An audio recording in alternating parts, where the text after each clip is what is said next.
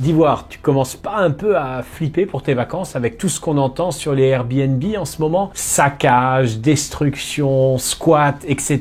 Et puis, la chasse à l'homme est ouverte, on dirait. Ça ne t'aura pas échappé, mais toutes les grandes villes, Paris, Barcelone, New York, Marseille et j'en passe, partent en guerre contre les meublés de tourisme. Pourtant, ça existe depuis que le monde est monde, enfin notre monde en tout cas, les locations de vacances. Alors c'est quoi le problème avec ce qu'on appelle les Airbnb, les locations saisonnières? On décrypte tout ça tout de suite dans cette vidéo. Souviens-toi, en 2014, les images de violence lors de manifestations des chauffeurs de taxi alors qu'Uber arrivait en France. Ça a même donné naissance à un terme, ubérisation, pour signifier de la précarité de l'emploi. Pourtant, le service de chauffeur privé existe depuis un siècle. En 2015, c'est Airbnb qui commence à vraiment pointer le bout de son nez. Et visiblement, tout le monde y trouve son compte. Comment cette plateforme est arrivée et comment a-t-elle explosé jusqu'à bouleverser l'industrie du tourisme? Mais comme toujours, on verra le revers de la médaille de cette réussite. Pourquoi on dit que ça a déstabilisé le marché locatif, voire de l'immobilier, rien que ça? Pourquoi les hôteliers jugent cette concurrence déloyale et continuent de râler autant que les taxis avec les VTC? Enfin,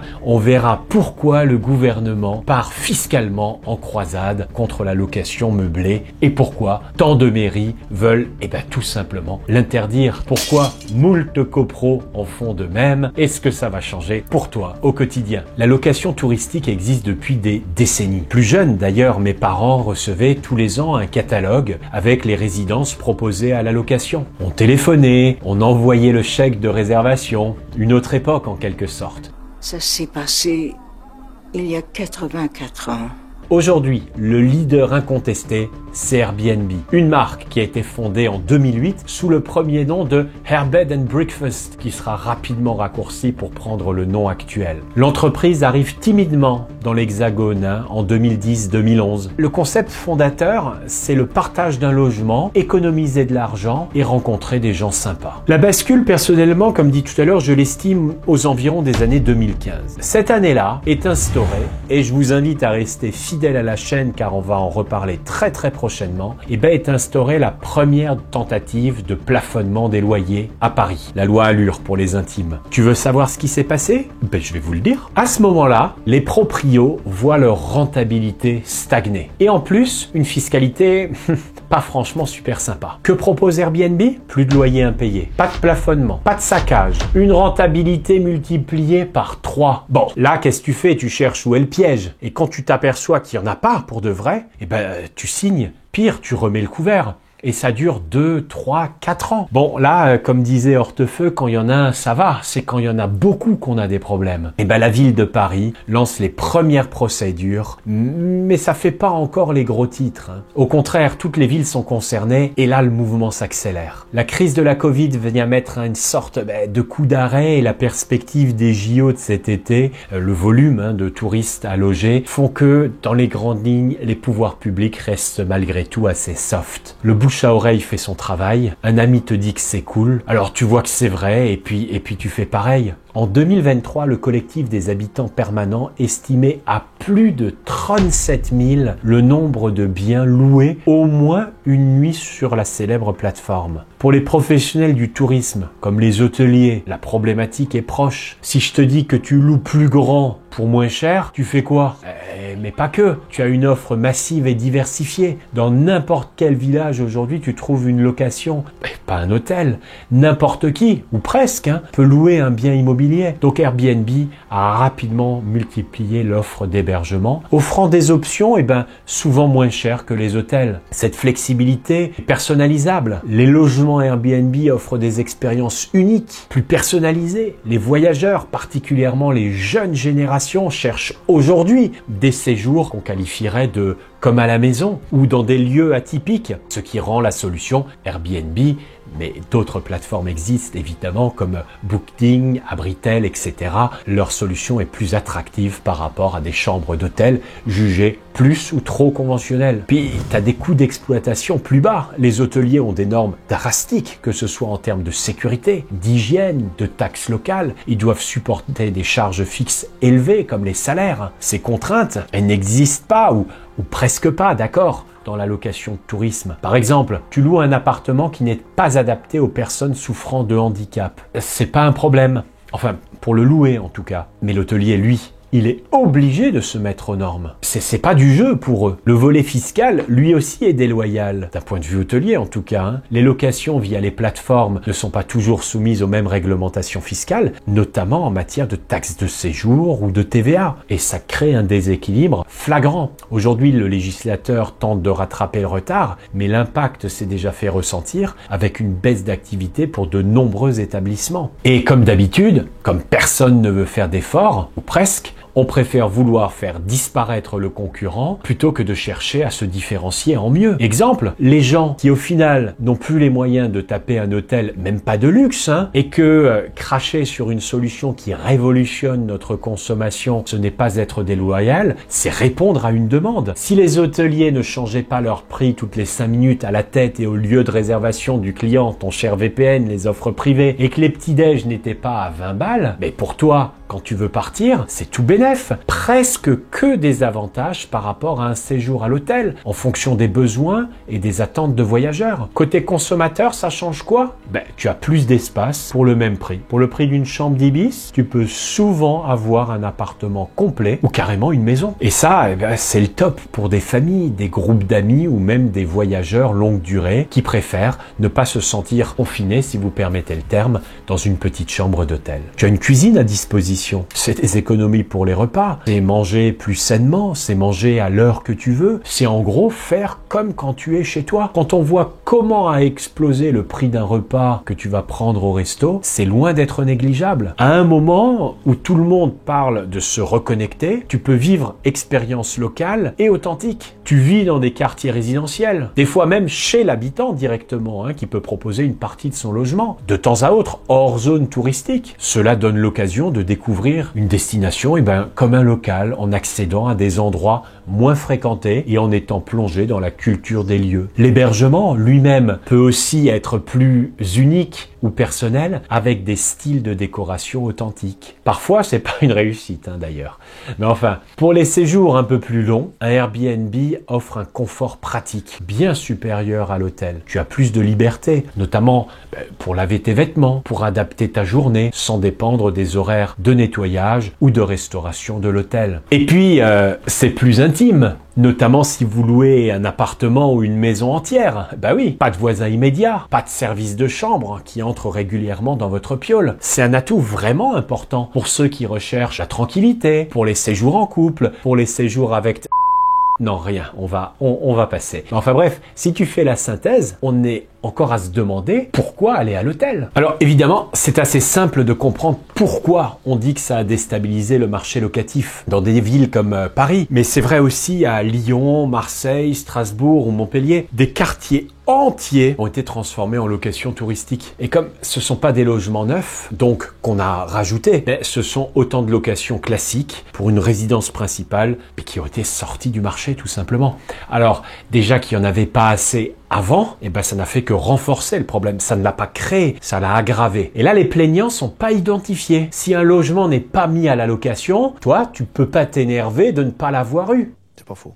Éventuellement, tu vas gueuler avec le maire parce que tu peux pas te loger s'il n'y a pas d'offre. Mais tu vois, s'il y avait juste les hôteliers qui étaient perdants, parce que eux, ils sont identifiés, ils voient leur chiffre d'affaires qui chute, ça aurait pas fait beaucoup de vagues. Mais Airbnb, Booking et consorts, ils ont commencé à déranger un peu au-delà. On va maintenant parler de ceux qui veulent vraiment sa peau. Et surtout, proprio comme locataire, ça va t'affecter toi très très vite. Les premiers, c'est les copropriétés. Pour bien comprendre la chose, il faut se représenter ce que c'est un immeuble avec 30, 40, 80% de location en courte durée. Autant on disait avant qu'à l'hôtel tu avais des voisins, là si tes voisins sont des gens qui viennent faire la fête tous les 4 matins, en groupe en plus, crois-moi ça va vite te saouler. Un des premiers inconvénients, c'est l'augmentation du va-et-vient dans les parties communes. Les locataires Airbnb en court séjour, ils arrivent et ils repartent à toute heure. Et au final, tu as un trafic incessant. Sentiment d'insécurité pour les résidents. Bien dit sentiment, c'est pas une réalité. sécurité, hein, tu te fais pas agresser dans le couloir. Ils connaissent pas ces visiteurs qui sont de passage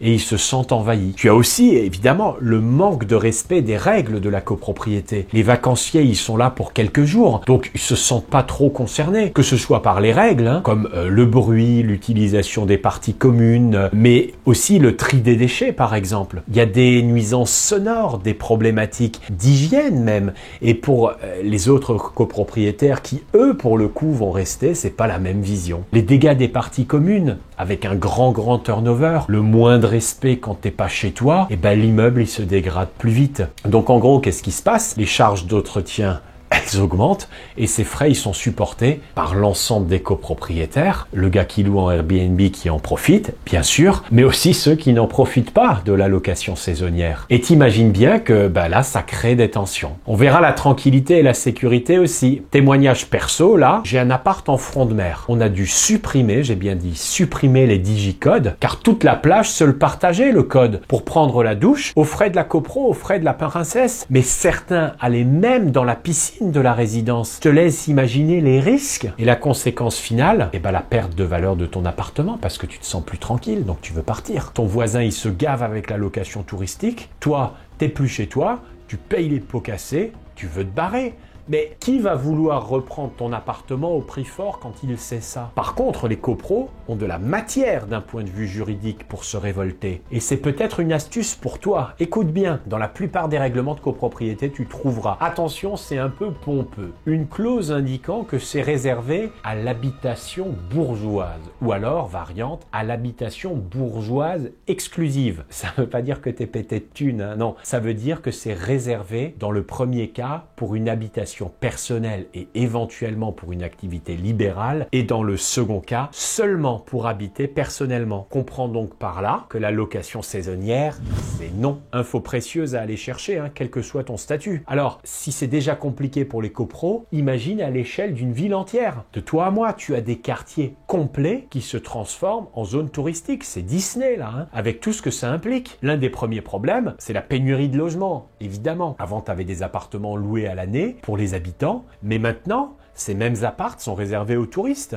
qui payent évidemment beaucoup plus cher pour une semaine que ce qu'un local pourrait mettre sur la table pour un mois quasiment. Résultat, ceux qui vivent et travaillent en ville, ils galèrent à trouver un logement, ou alors, ils se retrouvent dans les coins les moins bien notés, les moins pratiques, les moins sympas. Ensuite, il y a les effets sur le prix de l'immobilier. Plus tu as de location saisonnière, plus les prix montent. Les investisseurs, ils se ruent sur les apparts pour faire du rendement avec du court terme, et ça fait exploser leur prix. Du coup, les familles, les jeunes qui voudraient acheter, ils sont out. Ils peuvent plus suivre. On voit aussi une transformation des commerces. Les commerces de proximité qui servent les habitants sont peu à peu remplacés par des boutiques qui sont orientées pour les touristes, des snacks, de la restauration rapide. Au final, la boulangerie sympa du coin, elle se transforme en énième magasin de souvenirs et les habitants qui restent voient leur quartier perdre son âme, son authenticité. Des nuisances en chaîne aussi. Bruit, dégradation, incivilité.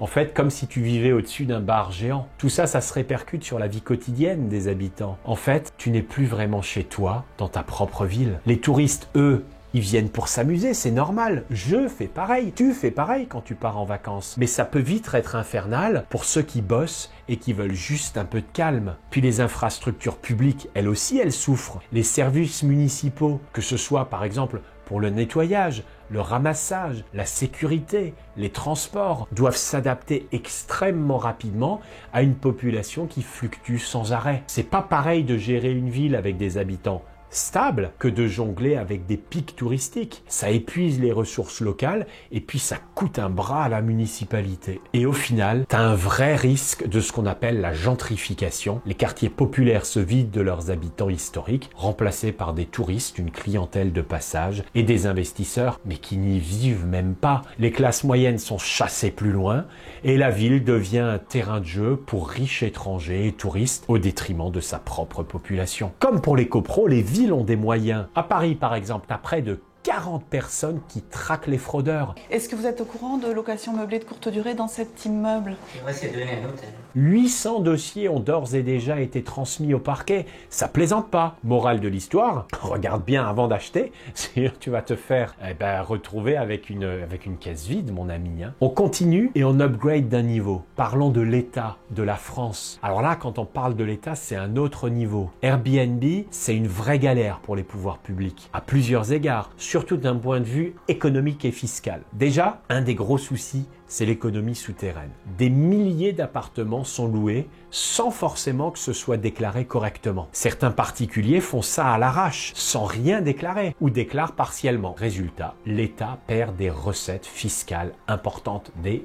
milliards d'euros qui échappent à la TVA, aux impôts sur le revenu, sans parler des cotisations sociales ou des taxes de séjour. Ensuite, tu as aussi un problème avec les distorsions de concurrence. Nos amis les hôteliers dont on parlait avant, eux, ils sont soumis à des charges lourdes avec des réglementations strictes sur la sécurité, sur l'hygiène, les taxes de séjour, la TVA et j'en passe. Alors que pendant longtemps, les locations Airbnb passaient sous les radars. Donc en plus de perdre des revenus fiscaux, l'État se retrouve avec un secteur hôtelier qui crie à l'injustice et qui du coup demande des aides pour compenser. Sur le marché de l'emploi, ça se complique aussi. Je fais pas une fixette sur les hôtels, ne le crois pas, mais ils créent de l'emploi stable, des réceptionnistes, des femmes de ménage, des cuisiniers. Les plateformes type Airbnb, par contre, c'est du service externalisé, des plateformes numériques qui emploient peu et personne de local. Et ça ne crée pas d'emploi direct dans les mêmes proportions. Pour l'État, ça veut dire moins de cotisations sociales et moins de contributions au système. Le truc, c'est que l'État doit aussi gérer les conséquences sociales et économiques de cette flambée des prix immobiliers. Quand tu as une ville où une grande partie des logements sont dédiés à la location touristique, tu as de moins en moins de logements disponibles pour les familles et les travailleurs. Du coup, ça pousse des zones entières à devenir inaccessibles pour la classe moyenne et l'État est ensuite obligé, je te le donne en mille, d'intervenir pour compenser cette crise du logement avec, attention roulement de tambour, des programmes sociaux qui coûtent une fortune. Je rentre pas dans le détail, mais le touristique, c'est du meublé. Un régime fiscal bien plus avantageux lui est accordé que la location classique. Mais je développe pas des masses parce que c'est en train de changer au moment où je tourne cette vidéo. On en reparlera plus tard si nécessaire. Puis enfin, il y a le volet légal. T'as déjà vu toutes les lois qui ont été mises en place juste pour essayer de régler ce bazar? Des quotas, des limitations sur les durées de location, des obligations d'enregistrement. L'État doit mobiliser des ressources énormes, juste pour contrôler et appliquer ces régulations. Et bien sûr, qui dit plus de régulation, dit aussi plus de fraude à surveiller, à réprimer. Ça demande du personnel, du temps, et surtout, à nouveau, de l'argent public. En gros, pour l'État, c'est un véritable casse-tête. Chute des recettes fiscales, des emplois sacrifiés, des crises de logement à gérer, et tout ça en tentant de réguler un secteur qui bouge sans arrêt. Une vraie bataille sans fin. Alors la question c'est, est-ce qu'il existe des solutions? Par exemple, à Manhattan, en janvier 2023, ils ont interdit le Airbnb, ou plus précisément, tous les séjours de moins de 30 jours. Bon. À peu près pareil. Résultat, écoute, je te laisse juger toi-même. On peut voir fleurir à Manhattan, sur des groupes Facebook privés, des annonces du style cherche logement sur Manhattan, du au ou encore ma famille me rend visite, un appartement pour 4 personnes sur Manhattan ou Brooklyn. Les voyageurs ont donc décidé d'utiliser d'autres moyens que les plateformes officielles de location saisonnière. Et le risque, se faire arnaquer, pas d'assurance annulation, pas de service client, pas de moyen de se retourner en cas de souci, que du perdant. Niveau hôtel, bingo, 3 points. Les prix des chambres grimpent en flèche. Mais logique, les hôteliers sont désormais les seuls acteurs légaux pour accueillir les voyageurs pendant leur séjour. Ainsi, les prix constatés par nuitée tournent autour de $400. Si tu restes 5 jours, ça commence quand même à faire un petit budget. Mais alors, niveau location classique, tu te dis que c'est le paradis maintenant? Écoute, à toi de me dire. Selon les premières estimations de début 2024, soit un an après, le marché de la location longue durée est toujours sous tension. Selon le site américain de location de biens Apartment List, les loyers, ils ont augmenté de 2,3% entre janvier 2023 et janvier 2024. L'investissement locatif disponible sur la ville de New York a diminué de près de 10%. Champion du monde. Pourtant, les Américains devraient savoir que la prohibition, ça marche pas. Et de ce que j'ai entendu en France, comme on est meilleur que les autres, évidemment, on s'apprête à faire exactement la même exactement la même chose. On verra bien. Ce que je pense, D'un point de vue réglementaire, avant d'interdire, il y a des choses simples et utiles à faire. Premièrement, aligner les fiscalités et surtout les simplifier. Ça évitera déjà bien des problèmes. Deuxièmement, c'est de créer au niveau local et non pas de manière bête et globale. Tu te doutes bien qu'un appartement en front de mer, c'est pas la même chose qu'en centre-ville. Troisièmement, c'est de reposer la question de qui peut acheter, où et combien. C'est pas le même impact entre une famille qui paye ses charges en louant quelques semaines par an sa résidence secondaire et le couple qui gère 30 logements. Mais ce qui m'importe le plus, c'est toi. Ouais, toi. Qu'est-ce que ça change pour toi? T'as envie de protéger ta résidence principale? Tu veux te mettre à investir? Bref, tu te sens perdu dans tout ça ou tu as peur de te tromper? Eh ben, c'est pour ça que je suis là. Contacte-moi. On se fera un bilan et ce bilan-là, il est cadeau. Allez, je te dis à très vite pour une prochaine vidéo. En attendant, tu t'abonnes, tu likes, tu partages et je te dis à bientôt. Bye bye.